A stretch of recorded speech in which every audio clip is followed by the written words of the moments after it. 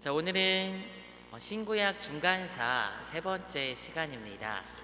앞서 첫 번째 시간에는 유다의 마지막 시대를 좀 살펴보았고요. 두 번째 시간에는 로마 시대 이전의 시대의 어떤 배경들에 대해서 살펴보았습니다. 오늘은 이제 로마 시대로 넘어가기에 앞서서 지난주에 사실 다 못한 부분이 있어요. 그래서 잠깐 해보고 그 다음에 로마 시대에 대한 이야기를 한번 나눠보도록 하겠습니다. 로마가 집권하기 전에 유대 땅에 대한 지배권을 가지고 있었던 나라가 바로 셀루키드 왕조라고 했습니다. 시리아라는 지역의 그런 왕조죠. 근데 이 왕조에서 안티오코스 4세가 유대에 대해서 굉장히 큰 박해를 가져왔습니다. 그리고 이에 대한 반대, 좀 반란이 일어나가지고 그 반란의 중심에 선 사람이 바로 마따디아라는 한 제사장이라고 말씀을 드렸죠. 그리고 이 마따디아가 저항을 시작하면서 마따디아가 이제 좀 죽게 돼요. 그래서 죽고 난 다음에 지난주에도 말씀을 드렸지만 한번 읽어볼게요. 율법에 대해 열심을 보일 것이며 우리 조상들의 언약을 위해 목숨을 바쳐라 라는 유언을 남기고 죽게 됩니다. 이어서 그 반란 운동의 중심에 섰던 사람이 누구냐면은 이 마따디아의 셋째 아들인 유다라는 사람이 그 자리를 물려받게 됩니다. 근데 이 유다라는 사람에게 별명이 있었어요. 그 별명이 바로 마카비예요. 이 마카비라는 뜻은 망치질하는 자라는 뜻을 가지고 있습니다. 그리고 이 마카비가 그 반란 운동을 주도해가지고 결국 안티오코스 4세라는 이 사람이 보낸 군대를 멋지게 물리칩니다. 완전 대승을 거둬요. 46,000명의 보병과 기병 7,000명의 이 시리아군을 3,000명이라는 군대를 이끌고 게릴라전과 같은 그런 전술을 펼쳐서 결국 승리를 쟁취해냅니다. 그래서 이제 BC 167년부터 164년까지의 이 3년 동안의 안티오코스의 박해가 끝이 나게 되죠. 그러면서 유다에는 이제 마카비의 혁명을 통해서 평화가 찾아오게 됩니다. 그러면서 이제 생기게 된 당시 절기가 있다고 말씀드렸죠. 그 절기가 무엇이라고 말씀드렸죠? 수전절이란 절기가 생기게 되었습니다. 이런 안티오코스의 영향에 따라서 그것들을 기억하는 유대인들에게 예수님께서는 이제 복음서에서 그것들을 기억하는 그런 박해를 기억했던 그 유대인들에게 이제 복음서에서 말하고 있는 그런 내용들을 보게 되면은 이런 내용들이 있어요.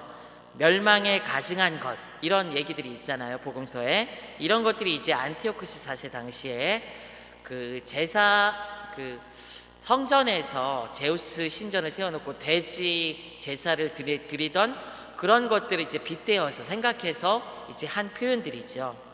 그리고 바울 역시 데살로니가 후서에서 스스로 성전에 앉아 하나님이라고 주장할 불법의 사람들이라는 그런 표현들을 씁니다. 이런 것들이 다 유대인들에게 있어서는 이 시리아 통치 시기에 이 안티오코스 4세가 했던 그런 만행에 대한 기억들이 있기 때문에 이런 이야기들을 성경에서 끊임없이 이야기를 하고 있습니다.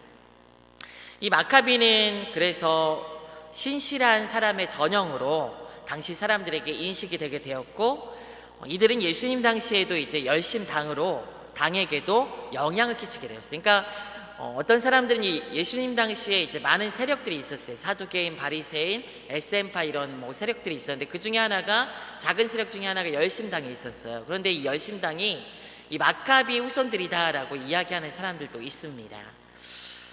마카비는 이제 하시딤들이라고 그 경건한 유대 운동을 했던 사람들이 있죠. 율법으로 돌아가서 이 사람들이 원했던 것을 다 이뤘어요. 성전도 재탈환했고 나라의 독립도 이뤄내는 어떤 큰 성과를 보이게 됩니다.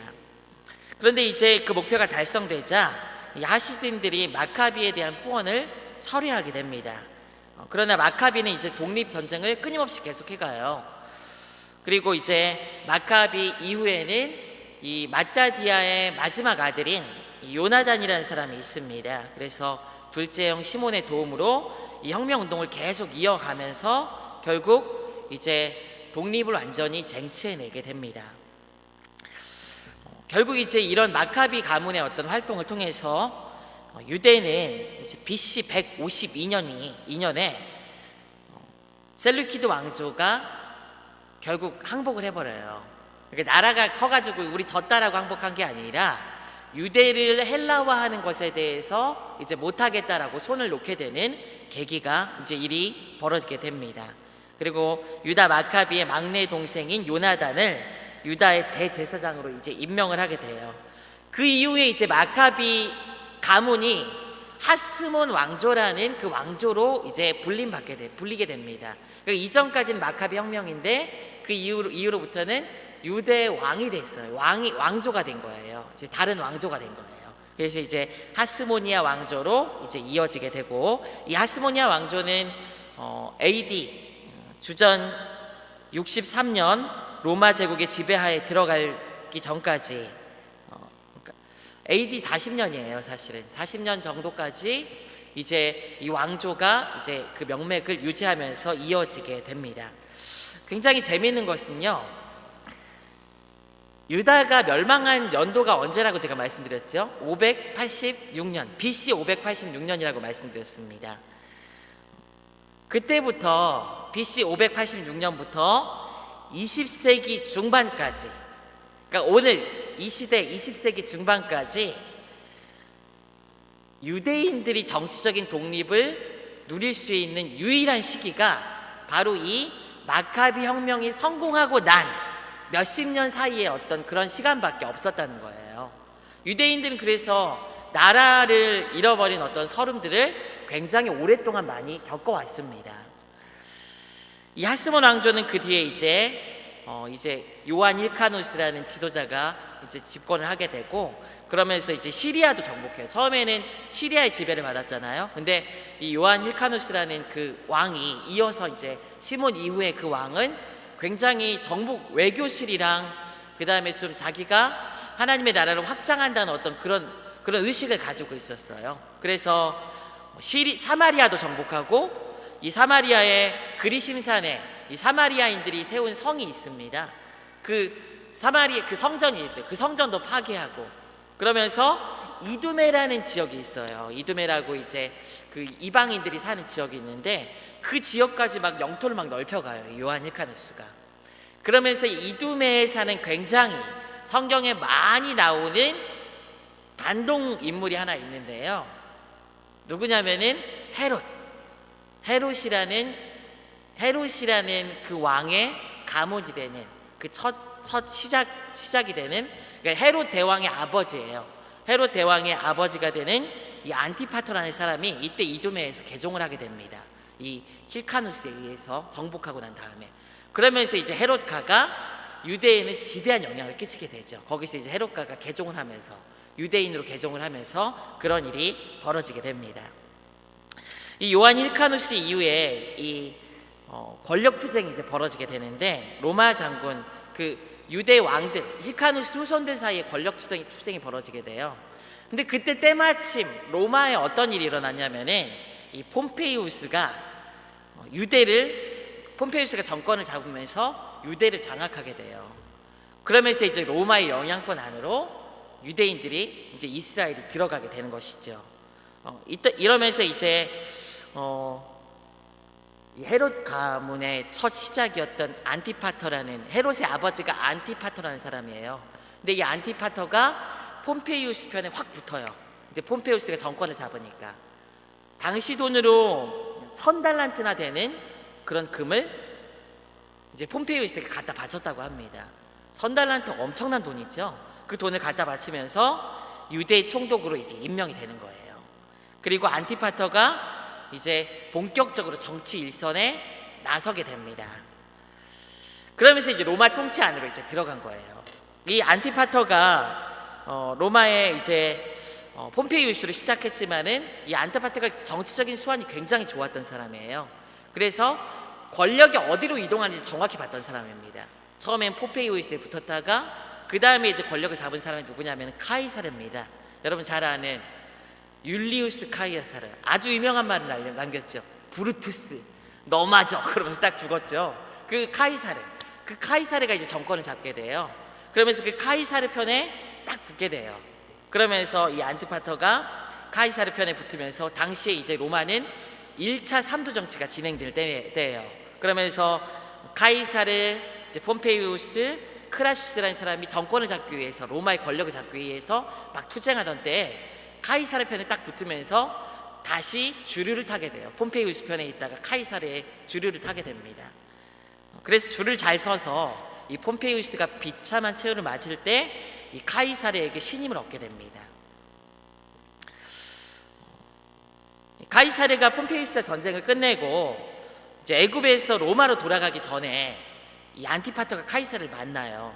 그러면서 카이사르에게 유대 행정관 자리, 그러니까 유대, 이제 로마 입장에서는 유대를 대신 다스려줄 그런 왕과 같은 사람이 필요했거든요. 그래서 그 자리를 받게 돼요. 카이사르랑 이렇게 잘 이렇게 관계를 유지하면서. 그러면서 이제 로마 시민권까지 이 안티파터가 획득을 하게 됩니다. 그러면서 헤롯가가 이제 점점 유대의 중심의 어떤 왕조, 이 하스몬가가 차지하는 그 자리를 차지하게 돼요. 이 안티파터가 굉장히 교활한 사람이었던 게 무엇이냐면은, 그러면서도 유대에는 여전히 이 하스모니아 왕조가 다스리고 있었거든요. 실질적인 왕이었어요. 근데 행정적인 총괄 업무는 이 안티파터가 맡은 거예요. 그러면서 이 하스모니아 왕조에도 좀 자신이 좀 이제 아래서 그 왕의 신하로서 뭔가 역할들을 했죠. 그런데 이 하스모니아 왕조에서 끊임없이 로마에 돈을 보내는데, 이 안티파터가 자기가 돈을 보내는 것처럼, 그러면서 카이사르 편에 딱 붙어가지고 점점점 신임을 점점 얻게 됩니다. 그런데 이 카이사르가 일찍 죽죠. 아까 얘기 드렸다시피 이제 그 음모에 이제 빠지게 되면서 죽음을 당하게 되죠. 그러면서 이제 안티파터도 정치적인 소용돌이 안에서 죽게 됩니다. 죽음을 맞이하게 돼요. 근데 이제 안티파터가 로마 행정관으로 딱 이제 로마가 아니라 유대 행정관으로서 지위를 딱 차지하면서 이 안티파터에게 두 아들이 있었어요. 그 첫째 아들이 누구냐면은 파사엘로스라는 아들이 하나 있었고, 그 다음에 여러분 잘 아는 헤롯 대왕이라고 이름하고 있는 헤롯이라는 두 아들이 있었습니다. 이 두 아들로 하여금 다른 지역을 다스릴 수 있게 임명을 해줘요. 그러다가 이제 정치 그 소용돌이 속에 휘말려서 죽게 된 거예요. 그러자 이제 이 헤롯과 파사엘로가 어떻게 될까요? 이 헤롯과 파사엘로가 2차 내전이 그때 로마에서 일어나거든요. 안토니우스랑 옥타비아누스, 여러분 옥타비아누스, 아우구스투스라는 이 황제 있잖아요. 아우구스투스 황제의 첫 로마의 황제죠. 이 안토니우스랑 옥타비아누스가 이제 다른 한 사람이 누구냐면은 레피두스라는 사람과 삼두 정치를 하면서 권력 투쟁이 또 하게 됩니다.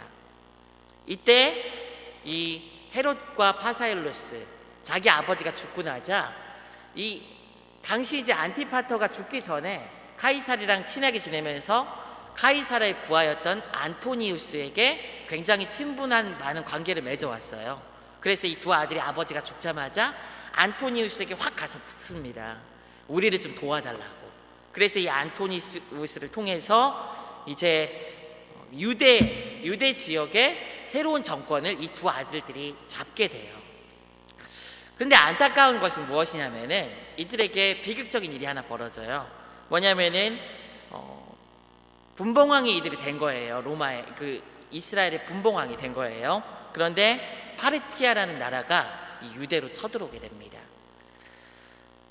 이 파르티아라는 나라가 쳐들어오면서 이 하스모니아 왕조도 이제 끝이 나게 돼요. 왜냐하면은 이 하스모니아 왕조의 마지막 왕이 누구냐면 힐카누스 2세거든요. 근데 힐카누스 2세를 잡자마자 어떤 일을 하냐면 귀를 잘라내요. 귀를 왜 잘랐을까요, 여러분? 제사장은 흠이 있는 사람이 되면 안 되는 거예요, 유대 율법에 따르면은. 근데 귀를 잘라냈으니까 이 사람은 제사장이 될 자격이 없게 된 거예요. 그러면서 하스모니아 왕조도 끝이 나게 되고, 이제 힐카누스 2세뿐만 아니라 이 하스모니아 왕조도 끝이 나게 되고, 그 다음에 이 파사엘루스도 잡히고, 헤롯만 잡히지 않았어요. 파사이로스가 도망가라고 어떤 메시지를 보내면서 돌에 머리를 박고 죽었다고 합니다. 자결했다고요. 그래서 헤롯이 이 위기에 누구에게? 안토니우스를 찾아가요. 그러면서 안토니우스에게 도와달라고 하고, 당시 이제 로마의 원로회에서 많은 영향력을 가지고 있었던 이 안토니우스가 원로회에 가가지고 이 헤롯이랑 친분이 있잖아요, 이미. 그러니까 이 헤롯을 소개하고, 이 헤롯이 원로회에 가가지고 자기의 어떤 어려움을 알리고 나서 로마에서 이 파르티아가 점령한 유대 지역에 3만 명의 보병과 6만 명의 기병을 이제 보내게 됩니다. 그러면서 예루살렘이 재탈환되고, 이 하스모니아 왕조는 이제 끝이 나고, 그 다음에 이 헤롯은 유대 안에서 다시 정권을 잡게 돼요. 이 헤롯도 아버지 이 안티파터와 마찬가지로 정치적인 수완이 좋았어요. 근데 이 안토니우스가 이 2차 3두 정치에서 밀려나게 됩니다. 결국 누가 정권을 잡게 되죠? 옥타비아누스가 잡게 됩니다. 아우구스투스 황제가 잡게 돼요. 그래서 이제 마지막 이제 전투가 있었어요. 이 세력들 가운데 로마 이 옥타비아누스랑 안토니우스의 마지막 전투가 뭐였냐면은 악티움 해전이라는 굉장히 유명한 전투가 있습니다. 그때 이 옥타비아누스 편에 안토니우스를 배신하고 이 헤롯이 옥타비아누스 편에 확 붙어요. 그래서 다시 한번 정치적인 메인 주류를 딱 타게 됩니다. 그러면서 이제 정권이 보장되게 된 것이죠. 그러면서 헤롯이 유대 땅의 그 왕으로서의 그런 정권을 확고하게 잡게 되고, 그 영향이 복음서를 지나서 그 헤롯가가 잡으면서 이후에 사도행전까지 이어지면서 헤롯가의 사람들이 성경에는 끊임없이 등장합니다.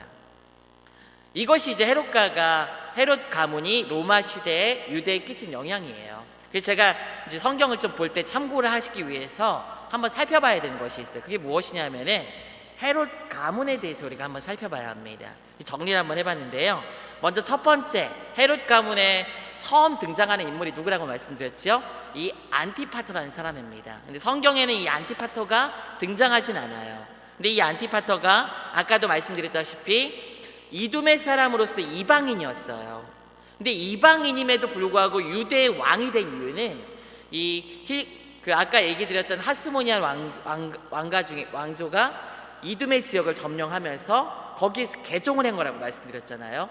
그러면서 이제 정치 일선에 등장하게 되고, 이 사람이 옥타비아누스 편에 붙었다가 카이사르 편에 붙었다가 하면서 정치 줄다리기를 잘 해가지고 결국 정권을 잡게 됩니다.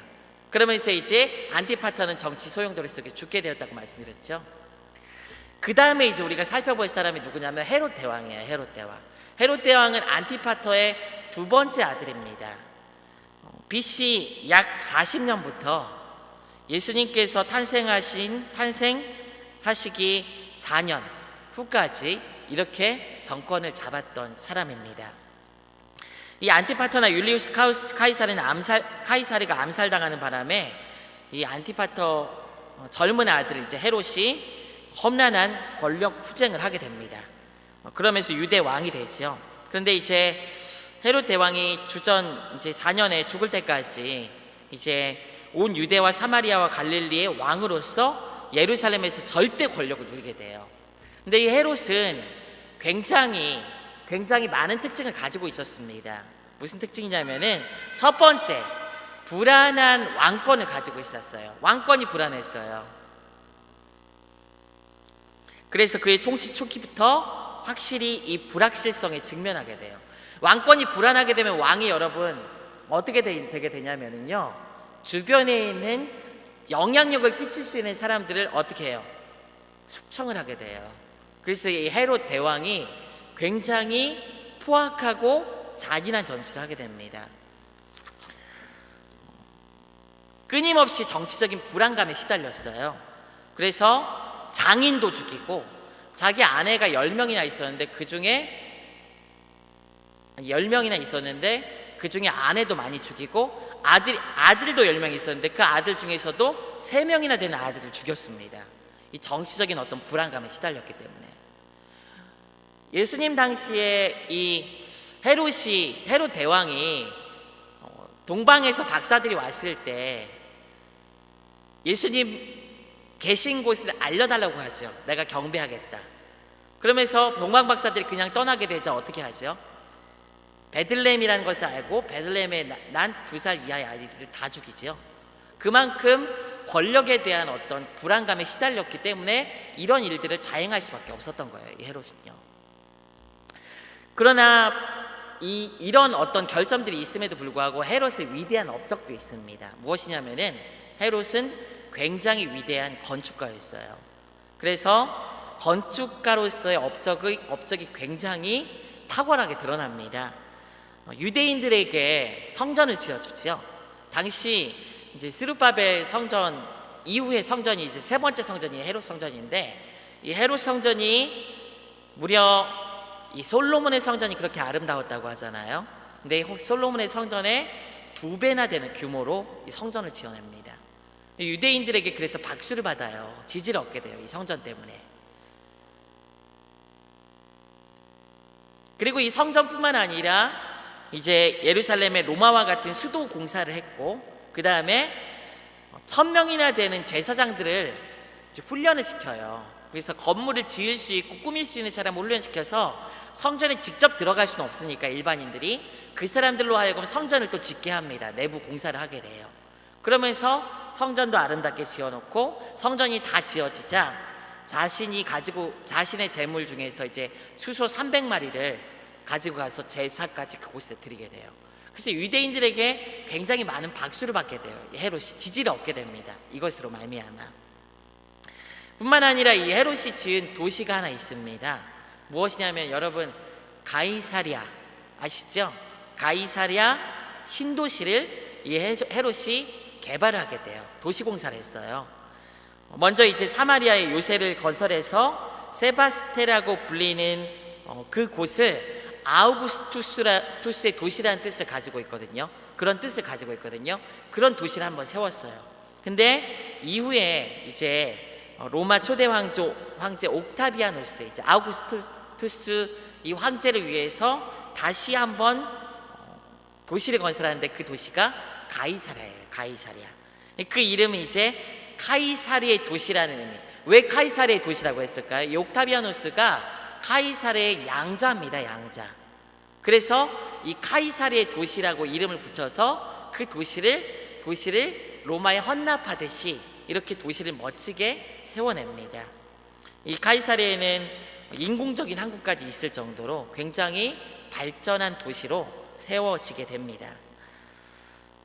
헤롯이 굉장히 정치적인 수완이 아까 좋았다고 말씀드렸는데, 이 로마에도 줄타기를 잘했지만 유대인들에게도 환심을 굉장히 잘 샀어요. 그래서 유대인들이 싫어하고 좋아하는 것이 무엇인지 알았기 때문에 성전도 지었고, 또 유대인들이 이 카이사르에 대한 어떤 그런 로마에서도 지지를 얻어야 되잖아요.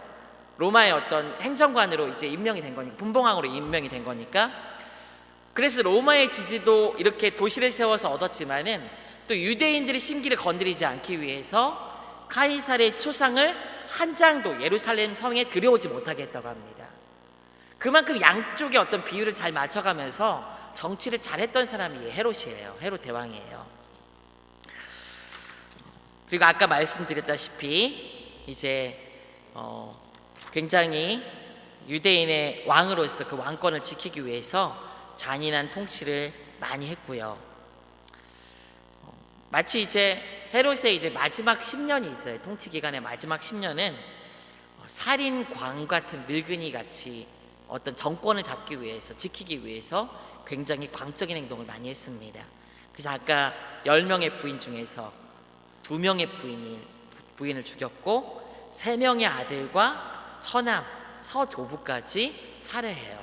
그만큼 불안한 왕권에 잔인한 통치를 자행했던 사람이 이 헤롯입니다. 헤롯 대왕입니다.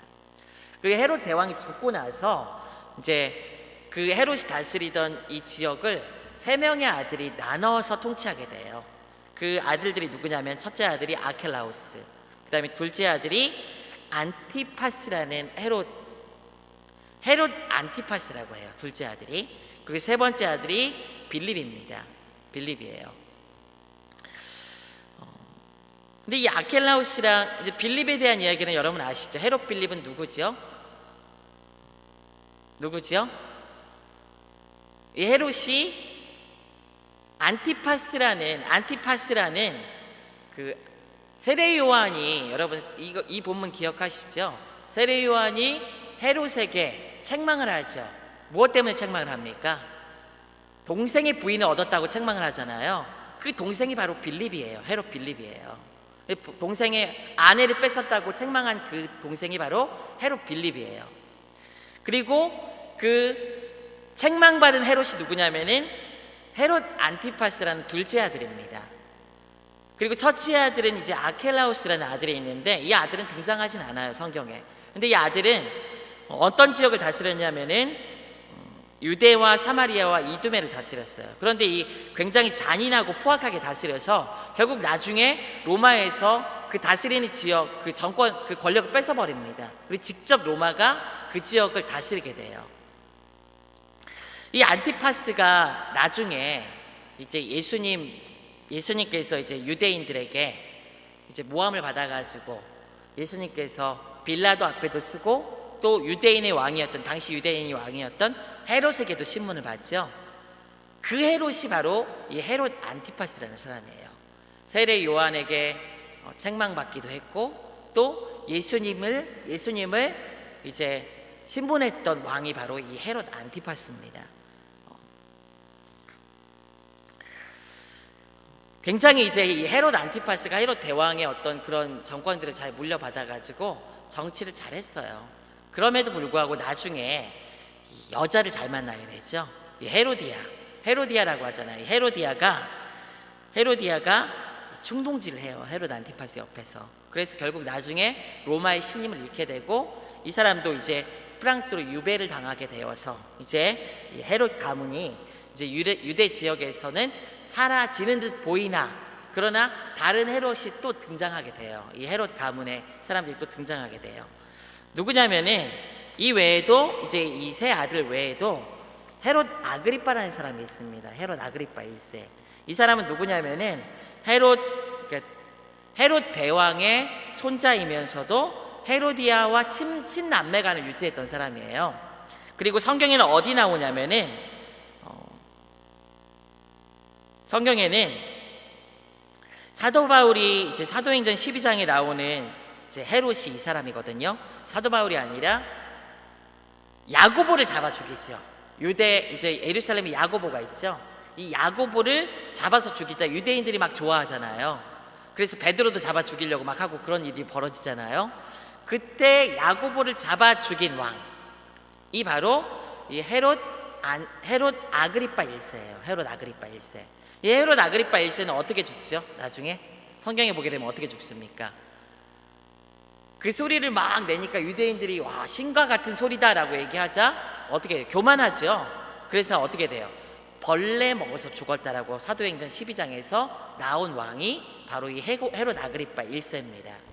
헤롯 아그리빠 2세가 또 있어요. 이 헤롯 아그리빠 1세가 죽자 2세가 그대로 그 권력을 갖게 돼요.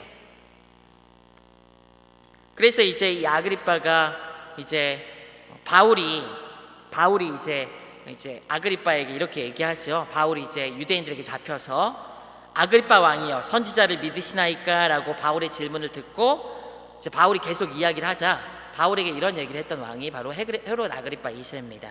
내가 적은 말로 나를 권하여 그리스도인이 되게 하려는도다 라고 얘기했던 왕이 바로 헤롯 아그리빠 2세예요.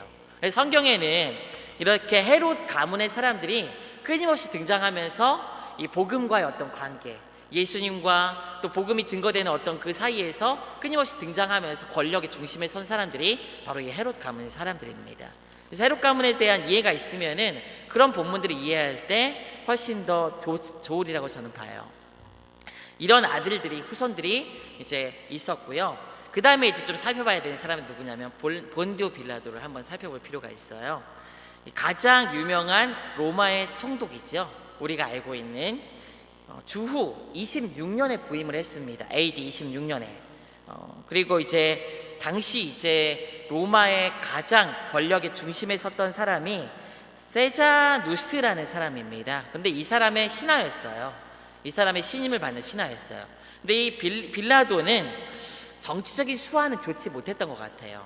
그래서 유대인들이 원하는 게 뭐고 하지 말아야 되는 게 뭔지는 잘 몰랐어요. 그래서 유대인의 심기를 굉장히 불편하게 했던 사람이 이 빌라도입니다. 로마 군대 명령하에서 로마 군기를 앞세워서 이 예루살렘에 들어왔어요. 근데 유대인들이 이걸 굉장히 싫어하는 거거든요. 카이사르의 초상도 못 들어오게 하고 그 다음에 군기도 앞세우는 것도 싫어하는데 이걸 막 세워가지고 들어왔으니 얼마나 싫어했겠습니까?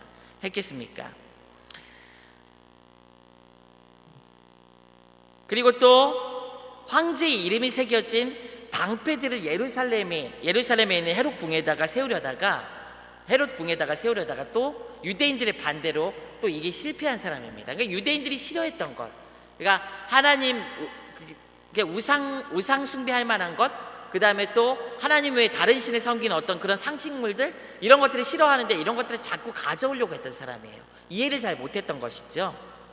그래서 유대인들의 굉장히 자극하게 됩니다. 근데 이제 결정적으로 유대인들을 자극했던 게 뭐냐면은 수도 공사를 지원하기 위해서 헤롯 궁전에다가 이제 예루살렘 도시로 통하는 이 수도 공사를 지원하기 위해서 예루살렘 성전 금고를 털었어요. 그래서 유대인들을 막 자극했어요. 더 많이. 이미 예수님께서 이제 빌라도에게 고난을 당하셨어요. 예수님께서 죽으셨다라고 이 사도신경에서도 우리는 고백하잖아요. 근데 예수님께서 빌라도 앞에 섰을 때 이 빌라도가 유대인들의 소요를 두려워하는 이유가 있었던 거예요. 그냥 단지 유대인들이 막 들고 일어났던 게 아니라 이미 이전부터 유대인들이 빌라도에 대해서 쌓였던 어떤 감정들이 있었습니다. 그래서 예수님에 대해서 막 이렇게 들고 일어서자 빌라도는 어떠죠? 예수님이 의인인 줄 알았어요? 몰랐어요? 죄가 없는 사람인 줄 알았죠. 그럼에도 불구하고 빌라도는 이미 자신이 저지른 일들이 많이 있었어요. 이것 때문에 유대에서 자꾸 소요가 일어나니까 로마에서도 신임을 잃고 자기 자리가 어떻게 될지 위태위태한 상태예요. 그래서 막 소요가 일어나자 십자가에 못 박으라고 의인인 줄 알았음에도 불구하고 그렇게 판결을 내린 겁니다. 빌라도 이후에는 이제 다른 많은 총독들이 이제 등장하게 됩니다. 벨릭스라고 나오죠. 사도행전에서는요. 그리고 페투스, 이제 사도행전은 베도스라는 어떤 총독 이름이 또 나옵니다. 그리고 알비누스, 플로루스라는 이런 총독들이 계속 등장하면서 결국 총독들이 이어가면서 유대가 계속 부딪히니까 나중에 이제 AD 70년경에 자꾸 이제 유대인들이 문제를 이제 들고 일어나니까 로마가 성전을 헐어버리고 예루살렘에 직접 통치를 하는 어떤 그런 시대가 도래하게 됩니다. 이 로마는 이 유다를 다스릴 때 두 가지 방법으로 유대를 다스렸어요. 첫째는 아까 이야기했던 헤롯과 같은 분봉 왕들을 통해 다스렸고, 그 다음에 또 하나는 총독을 통해서 통치하는 이 두 가지를 같이 병행했습니다. 이 분봉왕 제도를 통해서 유대인들의 환심도 샀고요. 그렇지만 총독을 통해서 실질적인 영향을 또 끼치는 방법으로 이 유대를 다스렸습니다. 당시 이제 총독을 통해서 다스릴 때 로마에서 총독을 파견하면서 소수의 병력만 이 예루살렘에 배치를 하거든요. 이 소수의 병력만 배치할 수 있었던 이유는 무엇이냐면은 당시 로마가 식민지 혹은 동맹국과의 어떤 동맹을 맺게 되면은 그곳과 가장 먼저 했던 작업이 길을 닦는 작업이에요. 고속도로를 뚫는 거예요. 오늘날로 따지면은 이 고속도로로 여러분 우리 자녀들 왔다 갔잖아요. 고속도로가 없이 왔다 가면은 그 길이 몇 시간이 걸릴지 모릅니다. 얼마나 오래 걸리는지 몰라요. 그런데 이 고속도로가 있기 때문에 짧은 시간 안에 오갈 수 있게 된 거잖아요. 당시 로마도 그랬어요. 그래서 로마라는 그 나라에서 이 식민지의 적은 군대를 주둔하면서도 이 식민지와 아니면은 그 동맹국과의 어떤 관계를 잘 유지하면서 소요가 일어나면 잘 막을 수 있었던 거예요. 유대인들의 어떤 환심을 사기 위해서 적은 병력만 예루살렘에도 배치를 하게 됩니다. 이 고속도로 때문에 가능한 거예요. 로마인들이 세웠던. 그리고 이 병력들을 이제 주로 어디에서 주둔시키냐면 가이사랴, 아까 헤롯이 만들었던 그 신도시에 주둔시키고, 문제가 생기면은 이제 이 병력들을 끌어다가 이제 막았던 거예요. 신약 성경에 나오는 이 백부장 고넬료가 어디에 있었죠, 여러분? 백부장 고넬료 어디 사람입니까? 어디에 있었어요? 가이사랴 빌립보에 있었어요. 그래서 백부장이니까 로마 군인이잖아요. 그래서 가이사랴 빌립보에 있었던 거예요, 이 백부장이, 고넬료가. 그리고 이제 당시 이제 로마가 징집을 할 때는 이 유대인들은 이제 징집을 하지 않았어요. 사마리아 지역과 가이사랴 지역에서 징집을 주로 했습니다, 이 팔레스타인 지역의 로마 군인들을. 왜냐하면 이 유대인들은 안식일을 지켰잖아요. 그래서 주일날 아무것도 하지 않는 거예요. 그래서 주일날 무슨 일이 생기면은 어떻게 할 수가 없는 거예요. 그래서 유대인들은 징집을 하지 않고 이 사마리아 지역과 가이사랴 지역에서만 징집을 했다고 합니다. 그리고 이제 예루살렘에도 이제 병력이 있긴 한데 약 700명에서 1000명 정도의 병력이 있었다고 해요. 그런데 이 병력들은 안토니아 성체라고 해서 예루살렘 주변에 성체가 있었어요. 성 안에 있었던 것이 아니라. 그래서 이제 사도 바울이 사도행전에서도 보게 되면은 유대에 와가지고 사도 바울이 붙잡히게 되죠. 그때 소요가 일어나니까 사도 바울을 잡아서 죽이려고 하니까 이 천부장 루시아가 와가지고 그걸 딱 막습니다. 이 안토니아 성체로부터 빨리 신속하게 와가지고 그 소요를 막은 거예요. 이런 것들이 전부 다 당시 로마 군인들이 그렇게 가까이 유대 지역에 위치하고 있었습니다. 당시 로마 총독에게 주어진 아주 막강한 사법권이 하나가 있었습니다. 그게 무엇이냐면은 사형을 선고할 수 있는 권리가 있었어요. 그래서 빌라도가 사형을 선고한 거예요, 예수님께.